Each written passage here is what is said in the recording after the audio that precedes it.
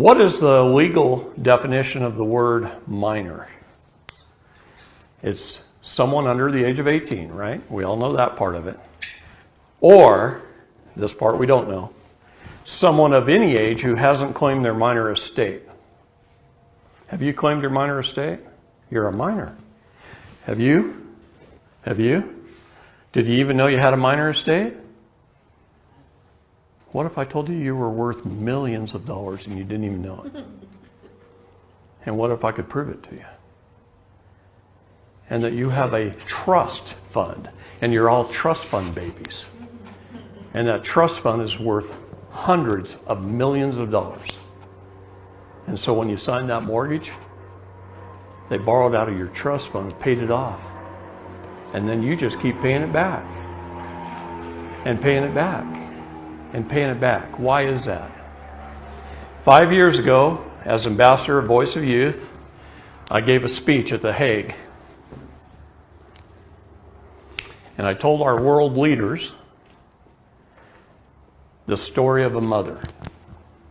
And the story of a mother, I was told afterwards from just about everybody that this is the most important story that should be told every man, woman, and child on earth, but that they don't want me to tell it. You never tell me not to do something that's right, because then I'm going to tell it over and over and over again. Okay? A mother, 9 months pregnant, pay close attention to this, guys. I'm telling you, it's important for your life, your children's lives, your grandchildren's lives, for generations to come. But a mother, 9 months pregnant, walks into a foundling hospital. What is the legal definition of the word foundling? It's a safe place to abandon a child. Did you know all churches, all hospitals, all police stations, and all fire stations in the United States are designated as foundling by Congress? You can take a baby and put it in a basket and walk into any of those 4 locations and set that basket down on the floor and smile and wave and walk out without any consequences to yourself whatsoever. Can you even imagine that? That you can abandon a child? But they designated those places as foundling hospitals. Did they tell you? On a brass plaque somewhere in an obscure location inside the hospital, probably under a stairwell, it says this hospital is a foundling hospital. Founding or foundling? Foundling hospital. So a mother, 9 months pregnant, walks into a foundling hospital. She goes through a major medical procedure called childbirth, where she's in pain and under duress. She's probably under the influence of painkillers of some type. You got to be pretty tough to give birth. I wouldn't want to do it. Anyway, she has that beautiful baby, and all she's thinking about is getting home with it and leave it.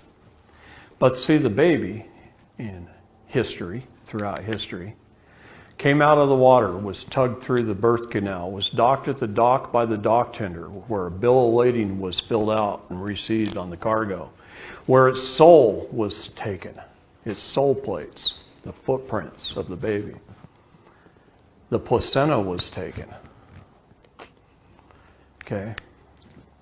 They took the baby's soul, and they sent it out with a tug, and is presumed dead and lost at sea until it should return and claim its minor estate. No physician delivers a baby.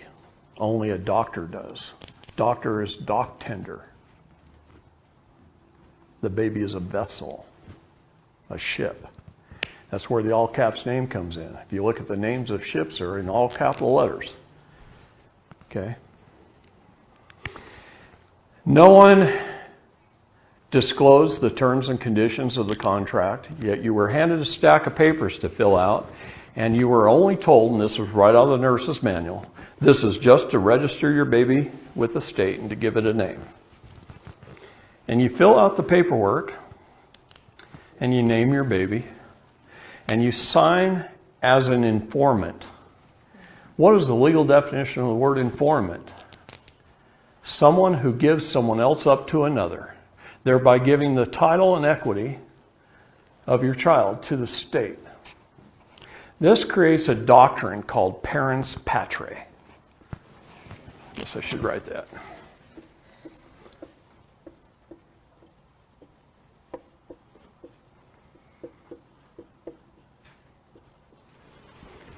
It's Latin for state is your parent. State is the parent. Creates the doctrine of parens patriae. Through this doctrine, that's how they have control over you. And through your consent of being a citizen, a person, a resident. 3 things you never want to be. The doctrine of parens patriae. So, no terms and conditions of the sales contract were given. No full and honest disclosure of the contract. No 2 wedding signatures. No one there was securities licensed, insurance licensed. No prospectus was given. If you go to your stockbroker and you want to invest in a corporation, he is required by law to give you a prospectus, right? And you weren't given one. What I'm trying to teach you here is it was all done through fraud without any full and honest disclosure of the contract. You were licensed, bonded, insured. Your vessel was created. A Susta QB trust was created.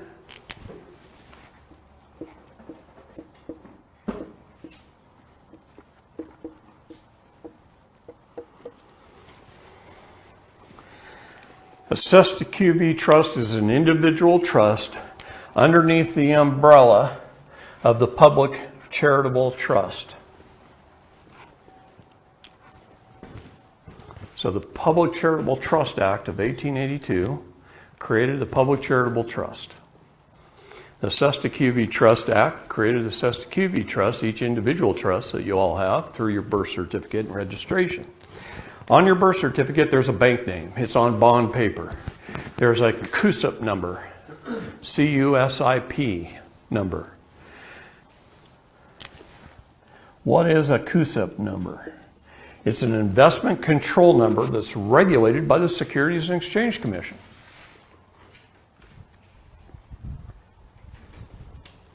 If you were born between 1933 and 1975, you were bonded for $630,000 and insured for $1 million.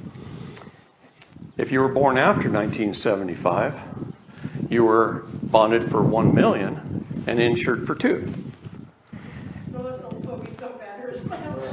Now, wait a minute. That's just the initial investment. It's the initial upfront investment. You were a few days old, right? So like me, I was born on April 20th, on 4/20. Nice. I knew there would be one in the crowd.